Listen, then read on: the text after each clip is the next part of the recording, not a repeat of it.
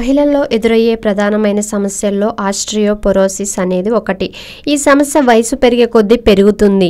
ఈ సమస్య బారిన పడకుండా ఉండాలంటే ఈ సమస్య తీవ్రతను తగ్గించుకోవడానికి కొన్ని ఆహారాలు ఉన్నాయి. వాటిని ఆహారంలో భాగంగా చేసుకుంటే మంచి ఫలితం కనబడుతుంది. ఆకుకూరల్లో ఉండే కాల్షియం మన రోజువారీ అవసరాలకు సరిపోతుంది. ప్రతిరోజు ఒక కప్పు పాలకూర ఉడికించి తీసుకోవాలి. పాలకూరలో కాల్షియమే కాకుండా పీచు, ఐరన్, విటమిన్ ఏ కూడా సమృద్ధిగా ఉంటాయి.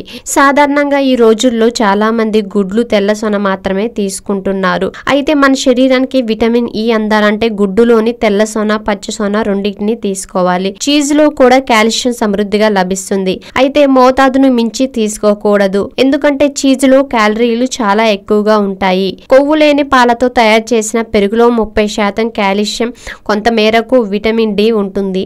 ఇవి ఎముకలు పెలుసుగా మారకుండా బలంగా ఉండడానికి సహాయపడుతుంది.